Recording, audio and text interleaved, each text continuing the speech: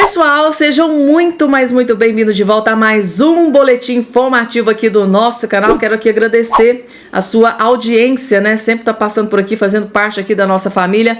Vejam só, pessoal, antes de trazer aqui uma bomba gigante que acabou de explodir aqui na política, tá? Eu quero perguntar para todos vocês como é que tá o clima aí na sua cidade. Tá chovendo, tá sol? Coloca aqui embaixo nos comentários. Quero convidar você também a fazer parte aqui da nossa família. Já vai se inscrevendo aqui embaixo no canal, deixando o joinha de vocês, porque é extremamente importante compartilhar o vídeo para que outras pessoas tenham acesso a essa informação que acabou de ser divulgada, que eu vou trazer aqui para todos vocês. E agora, sem enrolação, direto para informação, gente, tá? Direto aqui, trazendo essa bomba gigante que acabou de ser divulgada aqui neste exato momento. Vejam só. O quê? Lula, STF, Procurador-Geral da República e Polícia Federal decidindo conjuntamente o destino de Bolsonaro em reuniões secretas? Gente, o que eu vou contar para vocês é um verdadeiro escândalo, por qualquer que seja a perspectiva. No mesmo dia em que o tio França morreu ao se explodir com fogos de artifício lá na frente do STF, uma reunião secreta acontecia em Brasília. Só que nem eu, nem você, nem ninguém deveria ficar sabendo desse evento. Era para ele ter permanecido oculto da imprensa, da opinião pública, não fosse o trágico incidente daquela noite. A reunião aconteceu onde? No Palácio da Alvorada, que é a residência oficial de quem? De Lula, presidente da República. E eu já vou te contar quem eram as autoridades presentes nessa confraria secreta. Mas antes, curta o vídeo, se inscreve no canal e compartilhe o link desse vídeo para os seus grupos de WhatsApp para que mais gente fique sabendo desse verdadeiro absurdo. E quem participou do encontro? Lula, é claro, os ministros do STF Alexandre de Moraes, Gilmar Mendes e Cristiano Zanin, o Procurador-Geral da República Paulo Gonet e o Diretor-Geral da Polícia Federal Andrei Rodrigues. Esse encontro, ele não constava, presta atenção, não constava na agenda oficial de nenhuma das altas autoridades presentes, em um flagrante descumprimento da lei. E como que então a gente ficou sabendo disso, Deltan? Ficou sabendo por uma reportagem da Folha de São Paulo que eu vou mostrar aqui para você. Olha aí, reta final de inquérito do golpe tem Bolsonaro pressionado e silêncio sobre reunião com Lula. Que reunião é essa? Acompanha ali embaixo a linha fina. Ó. Governo, STF, PGR e PF mantém silêncio após encontro no Alvorada. Encontro no Alvorada. E dá uma olhadinha aqui nesse trecho aqui da matéria que eu vou ler para vocês. Olha aqui, ó. Segundo auxiliares de Lula, ele já tinha conversa marcada com integrantes do judiciário para uma reunião de, preste atenção, reunião de avaliação de cenário. Algo que, por esses relatos, vem acontecendo com frequência, gente. Gente, isso aqui é absurdo demais. Em resumo, o encontro da Alvorada teve como anfitrião o principal adversário político de Bolsonaro na atualidade, Lula, e contou com as presenças do chefe da corporação que comanda as investigações policiais contra Bolsonaro, Andrei, com o responsável por analisar a conclusão dessas investigações e decidir se as arquivos oferecem denúncia à justiça, o Gonet, e por fim contou com o juiz responsável pela sentença, com Alexandre de Moraes. Mas Deltan, reuniões secretas são normais? Gente, não são, ou pelo menos não deveriam ser. Nos Estados Unidos, juízes da Suprema Corte não participam de reuniões de governo lá na Casa Branca, nem comparecem a encontros ou jantares fora da agenda oficial. O único caso conhecido envolveu um juiz, eu vou mostrar ele para vocês aqui, ó, esse juiz, esse cara aqui, ó. Esse juiz chamado Abe Fortas. Ele mantinha uma relação próxima com o Lyndon Johnson, que foi o presidente que indicou ele. O Fortas participava de reuniões da Casa Branca e informava o presidente sobre deliberações internas lá da corte. Quando a imprensa descobriu que ele foi pago para dar um seminário com o dinheiro de um ex-cliente dos seus anos de advogado, que era investigado por irregularidades na Bolsa de Valores, foi a gota d'água. O escândalo resultou em uma crise que obrigou ele a renunciar em 1969. Mas lá, esses encontros não acontecem. Por quê? Porque desde essa época e antes disso aqui, desse carinha aqui, do Abe Fortas, isso era visto como um escândalo, como um absurdo, como algo errado. E aí a gente tem, então, um encontro no Brasil. E ele também deveria ser um escândalo. Não se trata de um encontro oficial em eventos ou solenidades de Brasília, o que seria normal. Não se trata também de um encontro com uma pauta definida, pública e transparente. Não! Se trata de um encontro às escondidas. E qual o assunto? O motivo declarado do encontro seria uma avaliação de cenário. Como assim? Que cenário? Mudanças lá do Corinthians, time do Lula? A final da Libertadores da América em Buenos Aires? Gente, é óbvio que não. O cenário discutido era claramente político. E o que ministros do STF têm a ver com avaliações políticas? Nada. Ou pelo menos não deveriam ter nada. Além disso, se alguém quer uma boa avaliação de cenário político, a pessoa vai e lê ou ouve a análise de um comentarista político, de um jornalista, de um cientista político, mas é evidente que não se trata disso. Ali estavam juízes que vão decidir investigações e processos. Avaliar cenários junto a eles significa basicamente pedir para eles anteciparem resultados de julgamentos, sondar os prováveis votos ou então entender as tendências. Se a pauta real do encontro não é declarada, só nos cabe especular. E a Folha de São Paulo, que é um veículo de esquerda, fez a sua própria especulação, sugerindo que o encontro discutiu os casos criminais contra Bolsonaro, como a gente viu. E até a Folha achou isso absurdo. Dá uma olhadinha aqui mais uma vez comigo, olha só. Olha aí, ó. A Folha de esquerda, claramente, dá uma olhadinha isso aqui, ó. A Folha falando o que Bolsonaro fez na presidência. Somou evidências golpistas às claras, fez ataques a ministros do STF com palavrões, colecionou frases antidemocráticas, confrontou medidas de combate ao Covírus, acumulou frases preconceituosas, fez uma série de ataques à Folha e imprensa. Gente, nada de bom, vocês estão vendo, né? Nada de bom, só coisa ruim, como se Bolsonaro só tivesse feito coisa ruim. Isso aqui é um veículo claramente de esquerda. E aí ele fala que esse encontro provavelmente sugere aqui que o encontro tinha por pauta os casos do Bolsonaro. E aí até a Folha acha isso um absurdo. Ela falando aqui, ó, apesar da ausência quase total de transparência e do potencial risco de contaminação da necessária imparcialidade e separação de funções do processo penal, criticando aqui claramente, e aí vem dizer que encontros como esses, absurdos, têm acontecido com alguma frequência em Brasília, o que é errado, o que é absurdo. E essa especulação de que o encontro tinha por objeto tratar dos casos criminais contra Bolsonaro faz todo sentido. A única razão para ver ministros do STF nessa avaliação de cenário é discutir os casos que estão em julgamento lá na corte. E aquele envolvendo Bolsonaro, ou aqueles do Bolsonaro, são hoje centrais. Além disso, essa reunião aí, secreta, foi composta pelo principal adversário político do Bolsonaro, pelo chefe da polícia que conduz as investigações, pelo procurador responsável por apresentar a denúncia e pelos juízes que vão julgar o caso, incluindo o próprio relator do caso. Todo mundo sabe que Lula é o principal adversário político de Jair Bolsonaro. Todo mundo sabe que Jair Bolsonaro está investigado em vários inquéritos do STF, todos relatados por quem? Por Alexandre de Moraes, também presente na reunião. Em algumas dessas investigações, como aquelas da fraude no cartão de vacinas e das joias sauditas, o Bolsonaro já foi indiciado pela Polícia Federal, que é liderada pelo André Rodrigues, outro participante do encontro. Gilmar Mendes e Cristiano Zanin são dois juízes que vão julgar o Bolsonaro no Supremo, enquanto Paulo Gonet vai decidir se vai apresentar a denúncia contra o ex-presidente nesses casos em que ele é investigado.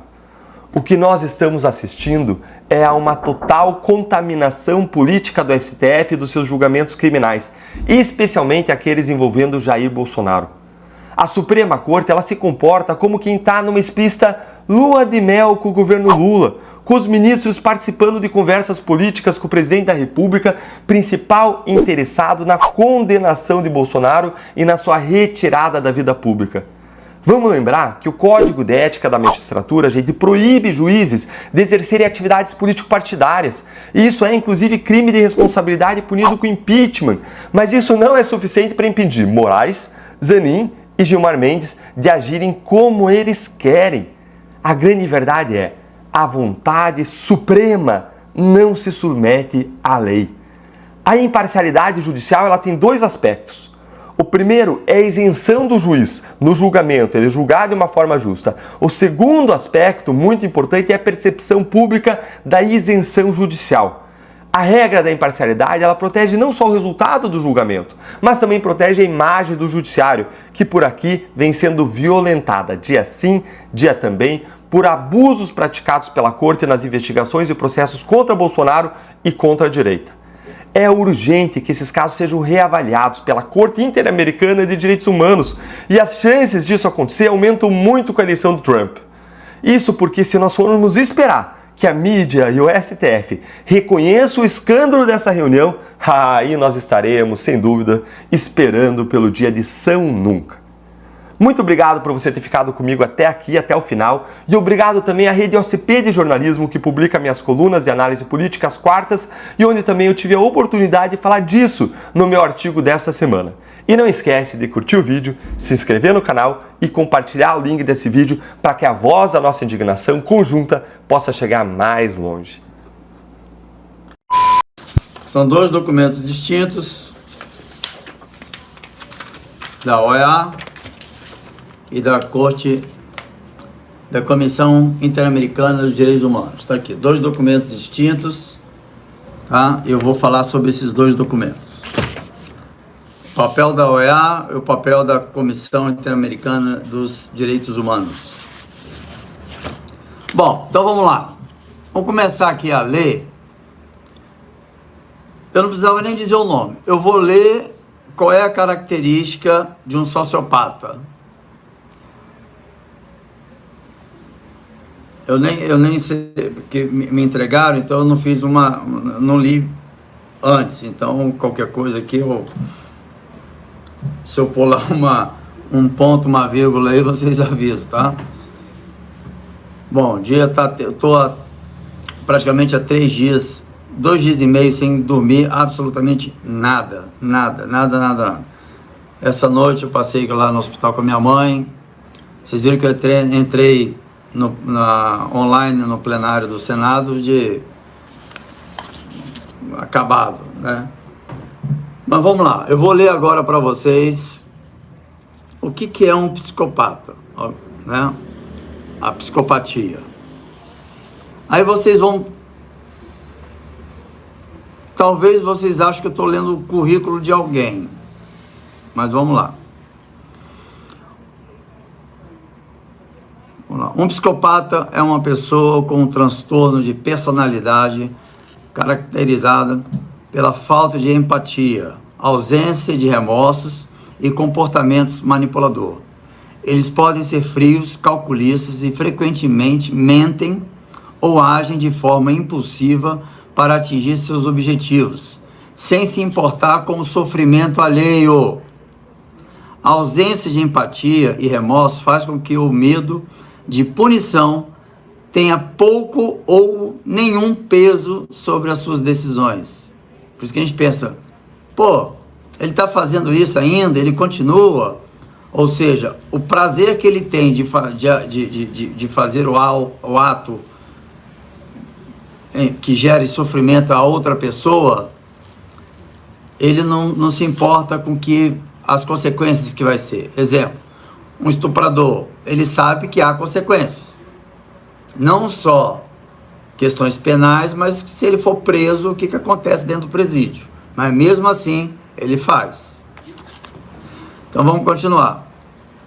A ausência de empatia e remorso faz com que o medo de punição tenha pouco ou nenhum peso sobre as suas decisões.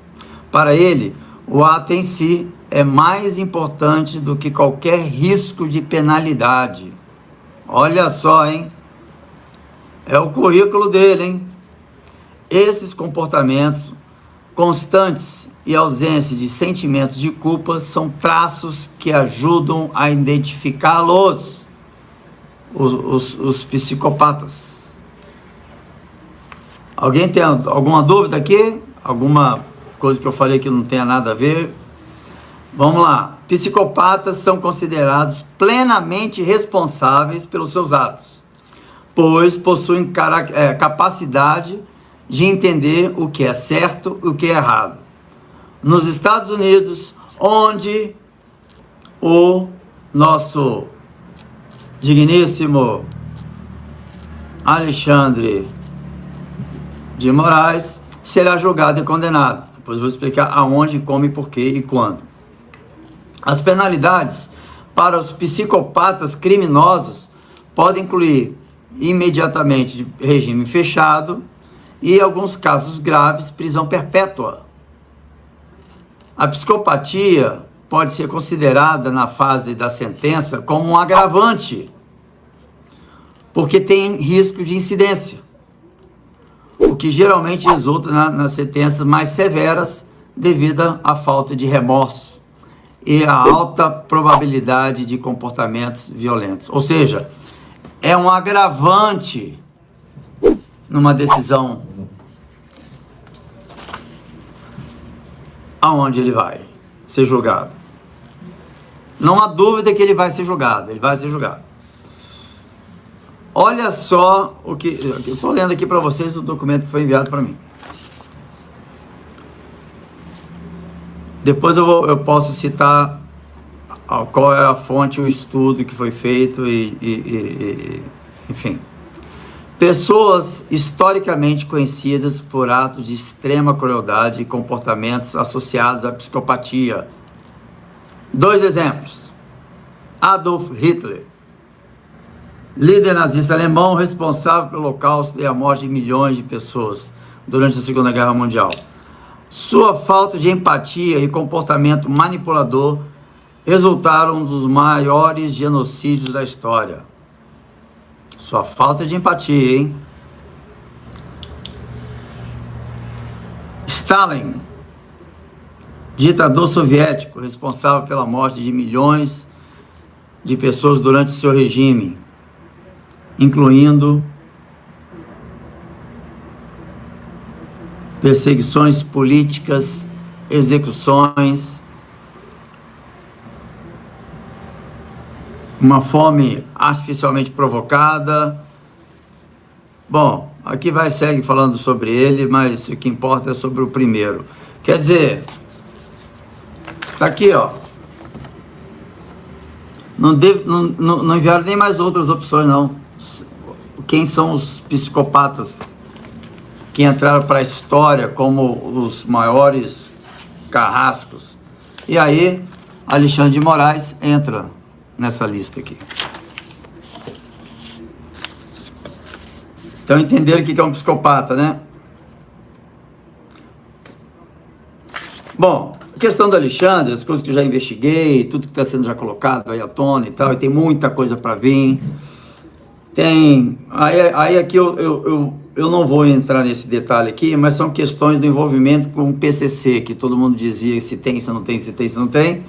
Então eu posso depois falar sobre a Transcooper, sobre a Northbus. Ele era advogado, ao mesmo tempo advogava para esses transportes que eram ligados ao PCC, e ao mesmo tempo ele era secretário estadual de transporte e era advogado das empresas do PCC. Tá aqui. Depois, um outro momento. Bom, sobre a OCDE, a OEA e a nossa Comissão Interamericana de Direitos Humanos. A OEA, ela é responsável para penalizar o país, tá? Aqui, a pessoa. Bom, por que não está se fazendo nada? Até hoje não está se fazendo nada, já se passaram tantos, desde da entrada desse governo, porque, escutem, preste atenção, porque eu não estou me embasando no achismo, no ouvir dizer. Provas. Partes já foram apresentadas e outras serão apresentadas, mas não por mim. Bom, a OEA e todos esses órgãos, a Comissão Interamericana de Direitos Humanos, Tribunal Penal, Tribunal Criminal Internacional, Penal Internacional, desculpa, é tanta sigla, todos esses órgãos estavam sendo blindados pelo Biden. Ou seja, os Estados Unidos, tem a maioria, né, dos países são aliados aos Estados Unidos, e vamos dizer que o peso da balança dos Estados Unidos com os países aliados, a China, a Rússia, a Venezuela e outros países aí de ditadores, a balança é infinitamente maior, o peso das questões diplomáticas, né, dos Estados Unidos. Então, os Estados Unidos, mas ele não é signatário. É, mas com algumas condições. Ele é signatário também do Tribunal Penal Internacional. Só que tem algumas condições, que foi colocado somente para os Estados Unidos. Bom, então, por que nunca aconteceu nada com Alexandre de Moraes até hoje? Até dia 20 de janeiro não vai acontecer nada. Porque o presidente Biden, com os seus policiais particulares, fizeram então uma intervenção. Assim que ele foi eleito, ele não queria que outros países tivessem a direita assumindo. Depois da sabatina que o Mark Zuckerberg teve no Congresso americano, vocês podem lembrar disso, ele tornou público a questão da manipulação e dos algoritmos. Só que essa comissão que eu provoquei para ser montada no Congresso, e teve muita gente até de direita que duvidava disso, achava que eu estava inventando história, fez uma convocação e ele foi, mas não foi publicamente, porque não era para ser público, era o setor de inteligência do Capitólio, SSCI, para quem duvidou de mim, dizendo que no Capitólio não tinha um grupo de inteligência. Então procure saber, SSCI. Bom, o grupo convocou ele novamente, e aí ele confessou que manipulou e interferiu nas eleições do Brasil. Escutaram isso? A mando de Biden, com acordo com o presidente do Superior Tribunal Eleitoral. Quem era o presidente do Superior Tribunal Eleitoral? Alexandre de Moraes. Então, um grupo da CIA veio ao Brasil para poder explicar como é que poderia ser dado um golpe de Estado sem o uso dos militares e sem chamar a atenção do mundo. Eles, em conluio, fizeram então invalidar as penalidades do Lula, que era o único que tinha possibilidade de ganhar do Bolsonaro, e aí fizeram com que ele ainda saísse com tanta penalidade, ainda elegível. Olha que, assim, mais na cara do que isso, aí eu falo para a imprensa, vocês compactuaram com um golpe de Estado no Brasil, e eu também estou denunciando a imprensa. Ela sabe quem são, tá? Preciso dizer aqui, porque ela sabe que foram validando o que estava acontecendo até hoje. Então vocês compactuaram e cumprir ordens ilegais, como eu disse, desde o ano passado, ninguém sabia, é crime. A penalidade é a mesma para quem determinou a ordem ilegal. E aqui já aviso para os 2 delegados que estiveram aqui na tentativa de apreender meu passaporte. É lógico que eu não dei. Estava cumprindo uma decisão ilegal, inconstitucional. E irei denunciar. Mas qual é o momento para denunciar? Já vem denunciando há muito tempo, outros estão prontos para, são documentos, dossiês que estão quentinho para entrar. Por que não foi feito antes? Por que eu fiz só algumas ações? Para ver qual seria a movimentação da OEA, por exemplo. A OEA, ela é praticamente hoje da esquerda americana. Esses órgãos de direitos humanos, naturalmente, pelo mundo afora, é da esquerda, é uma pauta da esquerda, como se a direita fosse contra os direitos humanos, né? Hipocrisia. Então, não havia, mesmo havendo denúncias, não havia continuidade. As coisas não andavam.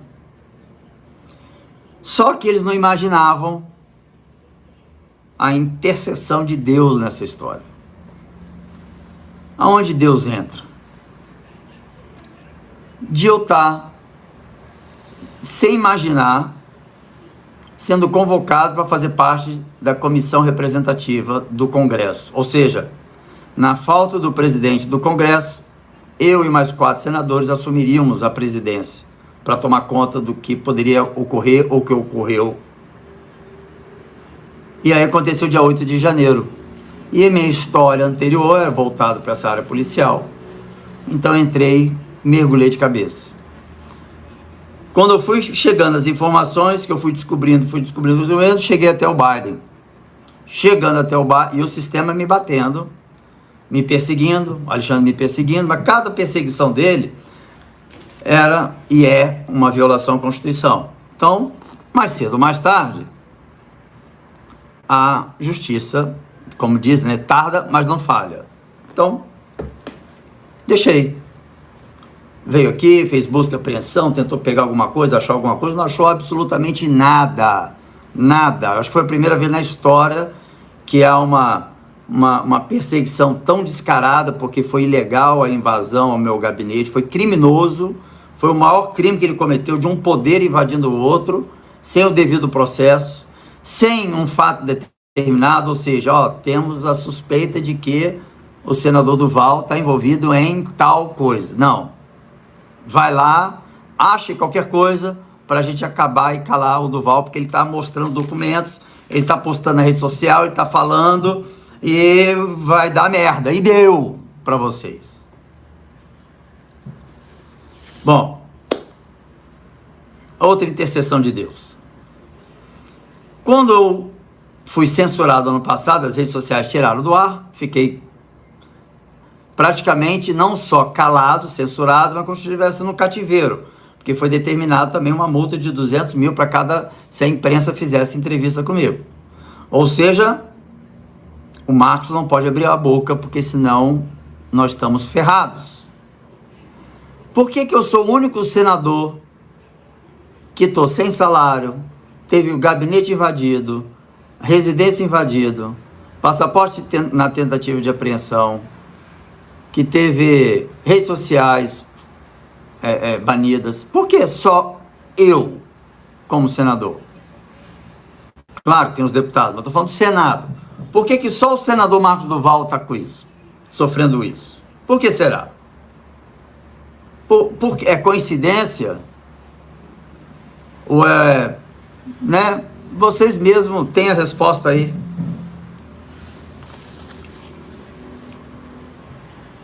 É como dizem, se você não pode derrubar o argumento, você derruba o argumentador. Então, me derrubando, seja pela minha credibilidade, pela minha história, tentaram ver se era verdade, se eu já dei aula para SWAT, foram lá, a mídia podre aqui do Brasil foi lá para tentar ver se era verdade, só que tomaram na cara bonito. A UOL teve até que postar uma mensagem do comandante da SWAT de Dallas dizendo que o senador Marcos Duval é um patrimônio. Não estou me envaidecendo disso, não. Estou dizendo que tomaram na cara por conta disso. Que o Brasil devia tratar o senador Marcos Duval como um patrimônio, por tantas coisas que ele fez, não só por nós, da SWAT, mas pelos brasileiros. A UOL postou. A UOL, hein? Que coordena o grupo aí, ó. O conselho, sei lá.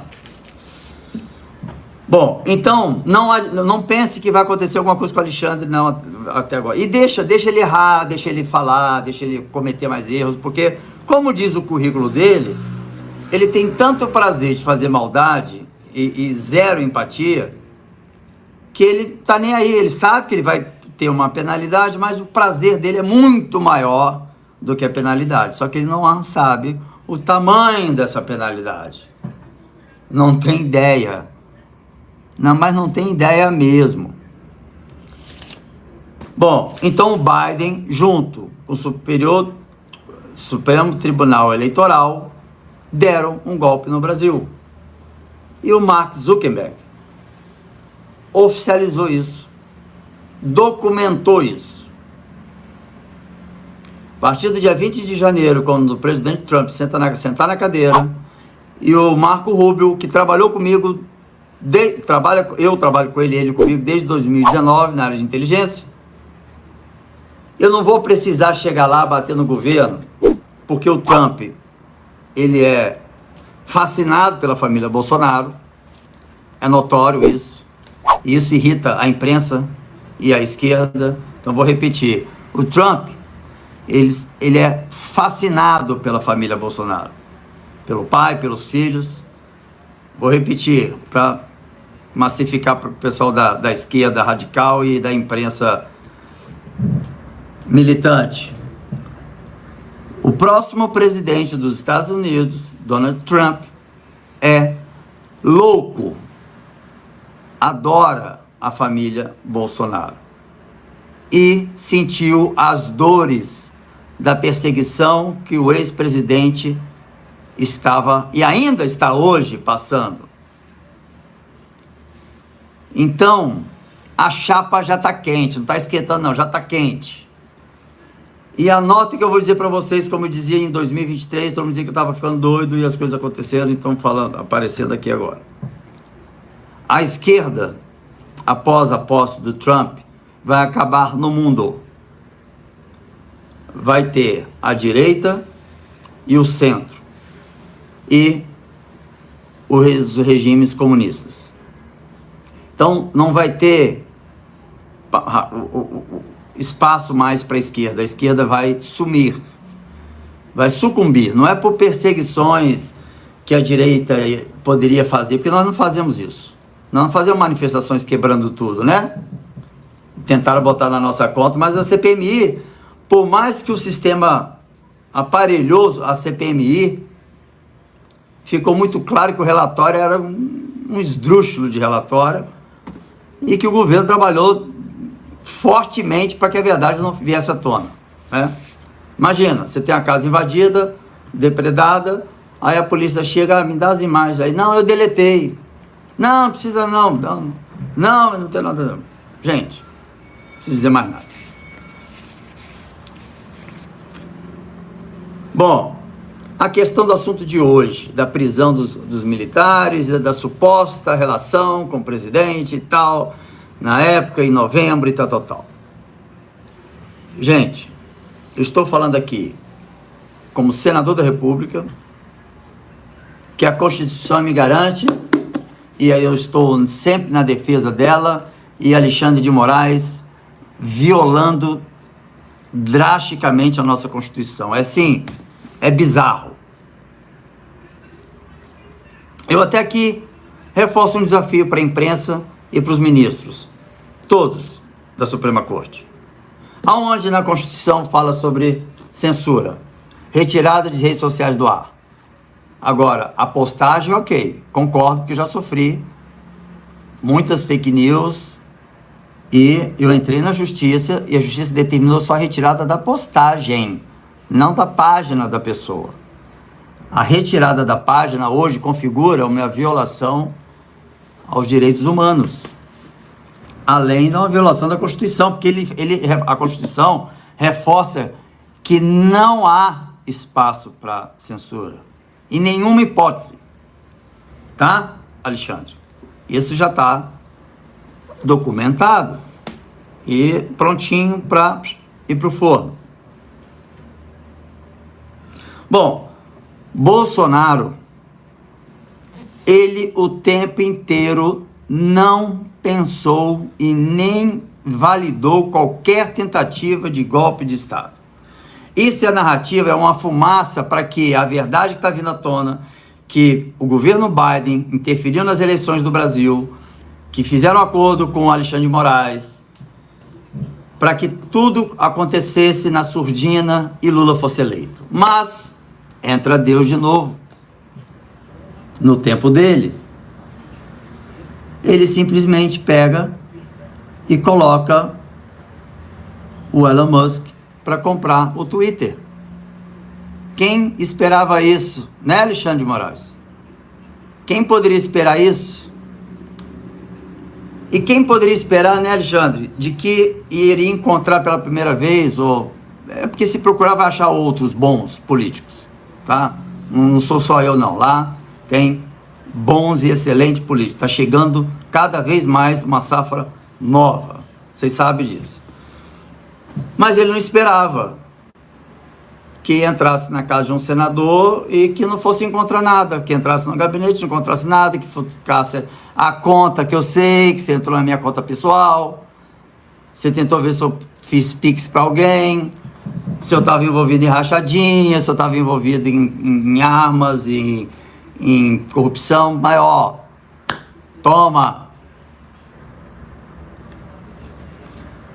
Bom, ele vendo que não tinha como fazer com o Duval, e eu seguindo em frente, denunciando, até que o único jeito que ele achou era me censurar, me calar e calar a imprensa para não falar do Marcos Duval. E a narrativa do governo que investiu milhões, Ministério da Comunicações, para poder criar uma narrativa que o Marcos é doido, ele é desregulado. Se não pode derrubar o argumento, derruba o argumentador. E assim muitos acreditaram, né? Muitos acreditaram. Mas enfim. Então estou dizendo para vocês, não há nenhum envolvimento do presidente Bolsonaro nisso. Absurdamente não há. Tanto é que parte da conversa fala nos quatro cantos o cap xinga, a pessoa xinga porque Bolsonaro falou: não vou sair das 4 linhas da Constituição. Isso está na mensagem que circulou. Ele colocando: não vou sair das 4 linhas da Constituição. Ou seja, não conte comigo para qualquer ideia absurda que vocês estão tendo. Depois eu tornei isso público lá quando eu estive com ele. Que ele também mandou mensagem para ele, falou: que ideia absurda é essa? Que tiveram? Eu falei assim: coisa louca. E outra coisa, então é apenas uma perseguição, uma fumaça, porque a esquerda, o governo Biden, o Alexandre e os que compactuaram, aí vem vocês que cumpriram as ordens ilegais, que vieram cumprir ordens ilegais, busca e apreensão, ilegal, sem embasamento nenhum. Aqui até escrevi, por que eu não ia entregar o passaporte, está escrito aqui. E mandei eles caçar o destino. Olha, vocês estão... A expectativa da morte é pior do que a morte. Mas o que eu vou dizer para vocês é o seguinte: Brasil, não fiquem preocupados, relaxem. Nós ganhamos a maior batalha de todas, que foi a eleição do Trump. Bom, vínhamos então conduzindo para ver como é que ia ser, o Trump se tinha viabilidade, tentaram também o sistema calar o Trump, tentaram inviabilizar ele como candidato, mas aí Deus coloca o Elon Musk para comprar o Twitter. E aí o Marco Rubio, hoje, aliás, dia 20, vai sentar na cadeira mais poderosa abaixo do presidente, até mais do que o vice-presidente. Ele vai assumir o cargo que simplesmente vai ser o coordenador da ONU, da Comissão de Segurança da ONU, que fará a denúncia para o Tribunal Penal Internacional que os Estados Unidos têm a maioria dos países aliados e que vão seguir a determinação de condenar Alexandre de Moraes. A OEA, que vai ser trocada a cadeira, vai tirar um esquerdista que estava engavetando, a mando do Biden, e aí vai assumir um de direita que vai tirar tudo da gaveta. Bora botar Alexandre na cadeia. Para falar para vocês, o print, aquilo é uma mensagem que vocês não perceberam um detalhe.